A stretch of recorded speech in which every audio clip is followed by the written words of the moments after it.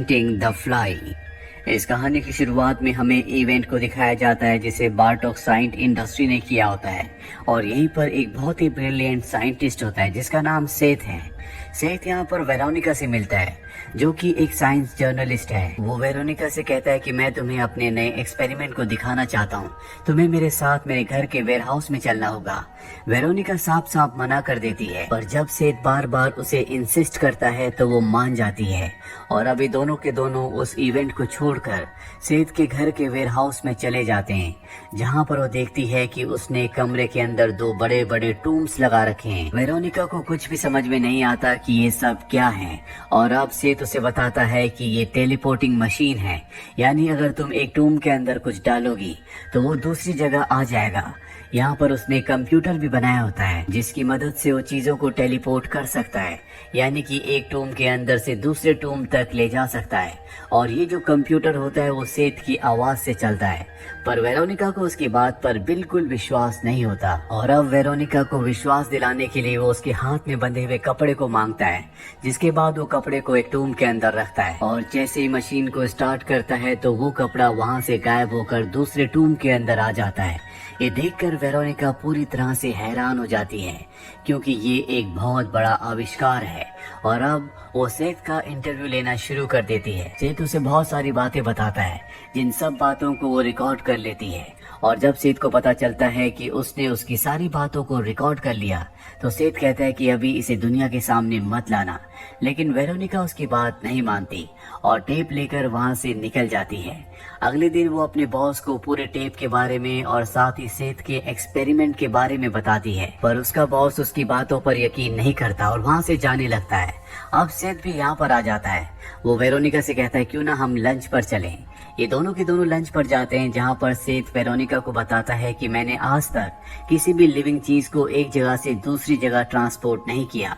मेरा एक्सपेरिमेंट अभी पूरा नहीं हुआ। मैं दुनिया का सबसे बड़ा वैज्ञानिक बनना चाहता हूँ, पर इसके लिए मुझे किसी लिविंग चीज को एक जगह से दूसरी जगह ट्रांसपोर्ट करना पड़ेगा। इसीलिए मैं नहीं चाहता कि मेरे एक्सपेरिमेंट के पूरा होने से पहले किसी को भी मेरे एक्सपेरिमेंट के बारे में पता चले। अगर ऐसा हुआ तो हो सकता है कि मेरी जान को भी खतरा हो। मैं चाहता हूँ कि तुम मेरे साथ इस काम में मेरा साथ दो। मैं जो भी एक्सपेरिमेंट्स करो तुम उसे डॉक्यूमेंट करो और जब मेरा एक्सपेरिमेंट पूरा हो जाए तो उसके ऊपर पूरी एक मैगजीन लिखो। वेरोनिका उसकी बात मान जाती है और एक बार फिर से वो उसके साथ उसकी लैब में जाती है, जहाँ पर वो इस बार एक चिंपैंजी को ट्रांसपोर्ट करने की तैयारी कर रहा होता है और वेरोनिका इस पूरी चीज को शूट करना शुरू कर देती है ताकि इनके पास रिकॉर्ड्स रहें। और जब सेथ ऐसा करता है चिंपैंजी तो ट्रांसपोर्ट हो जाता है लेकिन वो बच नहीं पाता, यानी कि उसका एक्सपेरिमेंट पूरी तरह से फेल हो गया है। इस बात से सेथ को बहुत दुख होता है। रात को परेशान होकर अपने बेड पर लेटा होता है। उसे वेरोनिका समझाने की कोशिश करती है कि सब कुछ ठीक हो जाएगा। अब कई दिनों से एक दूसरे के साथ काम करते करते ये एक दूसरे को पसंद करने लगे हैं और एक दूसरे के करीब आ जाते हैं।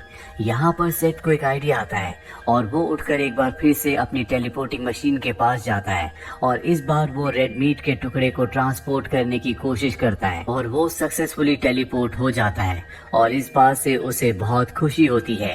अब उसे समझ में आ चुका है कि उसे क्या करना है। एक बार फिर से वो अपने कंप्यूटर की सेटिंग्स चेंज करता है और किसी भी चीज को टेलीपोर्ट करने से पहले कंप्यूटर उस चीज को स्कैन कर ले और उसके बाद टेलीपोर्ट करे।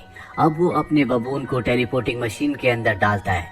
कंप्यूटर बबून को स्कैन करता है और जब वो कंप्यूटर को कमांड देता है तो सक्सेसफुली बबून एक जगह से दूसरी जगह टेलीपोर्ट हो जाता है, यानी कि उसका एक्सपेरिमेंट पूरी तरह से कामयाब हो चुका है। इस बात से दोनों के दोनों बहुत खुश होते हैं, पर अब वेरोनिका को पता चलता है कि उसके बॉस ने सेथ की पूरी स्टोरी को मैगजीन में छाप दिया है। वो उस मैगजीन को लेकर अपने बॉस के पास जाती है।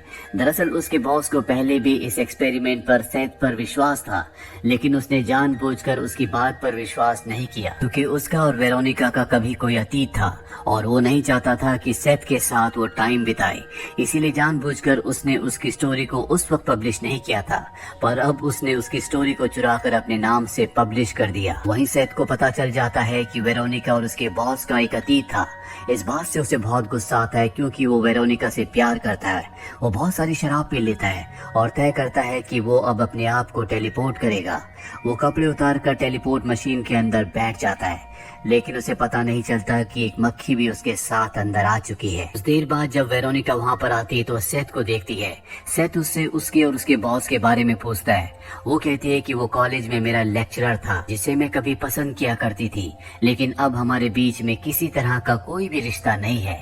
इससे सेथ को काफी अच्छा लगता है।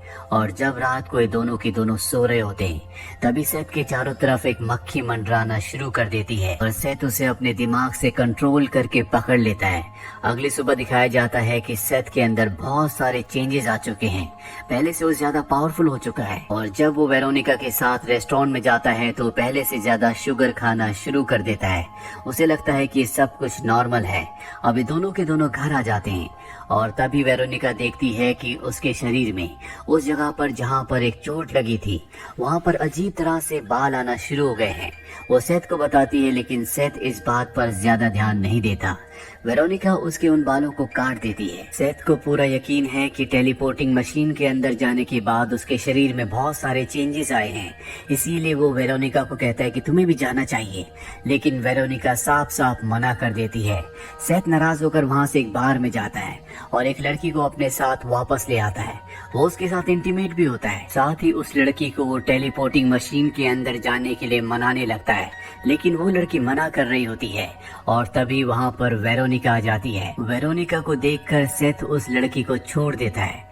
वो लड़की वहाँ से चली जाती है और अब वेरोनिका सेथ को बताती है कि तुम्हारे शरीर से जो मैंने बाल काटे थे मैंने उन्हें लैब में टेस्ट करवाया, जिससे पता चला कि वो किसी इंसान के बाल नहीं है बल्कि वो किसी इंसेक्ट के बाल हैं। सेथ उसकी बातों पर विश्वास नहीं करता। वो कहता है कि मेरे अंदर नई पावर्स आई हैं, इसीलिए तुम मुझसे जेलस हो। ये सुनने के बाद वेरोनिका नाराज होकर वहाँ से चली जाती है। वेरोनिका के जाने के बाद सेथ देखता है कि उसकी बॉडी में अजीब अजीब से चेंजेस हो रहे हैं, जैसे कि उसके शरीर में बाल उगना शुरू हो जाते हैं, साथ ही उसके नेल्स अपने आप ही टूट रहे होते हैं। वो समझ जाता है कि उसके डीएनए में कुछ न कुछ गड़बड़ हो रही है, इसीलिए वो उस दिन की रिपोर्ट्स को चेक करता है जिस दिन वो टेलीपोर्टिंग मशीन के अंदर गया था। और अब उसे पता चलता है कि जब वो टेलीपोर्टिंग मशीन के अंदर गया था तो उसके साथ एक मक्खी भी अंदर चली गई थी, जिस वजह से कंप्यूटर ने उसके डीएनए को और मक्खी के डीएनए को मर्ज कर दिया था। और अब उसकी बॉडी में जो भी चेंजेस हो रहे हैं वो मक्खी के डीएनए के मिक्स होने की वजह से हो रहे हैं। अब कुछ हफ्ते बीत जाते हैं और एक दिन वो वेरोनिका को कॉल करता है। वो कहता है कि तुम मुझसे मिलने के लिए आ जाओ। वेरोनिका उससे मिलने के लिए जाती है और जब वो सेथ को देखती है तो पूरी तरह से हैरान हो जाती है। उसका चेहरा गल रहा होता है। दरअसल अब वो मक्खी की तरह दिखने लगा है। वो वेरोनिका को सब कुछ बता देता है कि कैसे कंप्यूटर ने उसके डीएनए को और मक्खी के डीएनए को मर्ज कर दिया, इस वजह से उसके अंदर अब मक्खी के गुण भी आने लगे हैं। वेरोनिका उसकी मदद करना चाहती है, इसीलिए वो अपने बॉस के पास जाती है और उसे सेथ के बारे में सब कुछ बताती है। हालांकि वो सेथ की मदद नहीं करना चाहता, लेकिन वो वेरोनिका को पाना चाहता है, इसीलिए वो कह देता है कि मैं उसकी मदद करूंगा, लेकिन वो उसे देखने के लिए उसकी लैब में नहीं जाना चाहता। वेरोनिका एक बार फिर से सेथ के पास आती है। वो देखती है कि वो किसी मक्खी की तरह दीवार के ऊपर चल रहा है। वो छत पर आराम से चल सकता है। वेरोनिका उसका वीडियो रिकॉर्ड करके अपने बॉस के पास ले जाती है ताकि वो उसकी मदद कर सके। वहीं हमें सेथ को दिखाया जाता है जो अब भी रिसर्च कर रहा होता है ताकि एक बार फिर से वो आम इंसान बन सके। वो इस निष्कर्ष पर पहुंचता है कि अगर वो किसी हेल्दी इंसान के साथ टेलीपोर्ट हो तो हो सकता है कि वो पूरी तरह से ठीक हो जाए। अब एक बार फिर से वेरोनिका उसके पास आती है। वो देखती है कि सेथ की हालत पहले से भी ज्यादा खराब है। वो पूरी तरह से एक मक्खी की तरह दिख रहा होता है। वेरोनिका वहाँ से चली जाती। दरअसल वो उसे ये बताने के लिए आई होती है कि वो उसके बच्चे की माँ बनने वाली है। वेरोनिका प्रेग्नेंट है। वेरोनिका जब बाहर जाती है तो उसका बॉस पहले से उसका इंतजार कर रहा होता है। वेरोनिका उसे कहती है कि मैं इस बच्चे को जन्म नहीं देना चाहती, मुझे लगता है कि ये आम बच्चा पैदा नहीं हो सकता, मुझे अबॉर्शन करवाना होगा। और वो उसके साथ हॉस्पिटल चली जाती है। वही सेथ को दिखाया जाता है जो अपनी सुनने की तेज शक्ति के कारण उसकी पूरी बातें सुन लेता है और वो हॉस्पिटल में पहुंच जाता है जहां पर वेरोनिका होती है। वो उसे उठाकर अपने साथ ले जाता है और कहता है कि मैं चाहता हूं कि हमारा बच्चा इस दुनिया में आए। ये कहते कहते वो बहुत इमोशनल हो जाता है।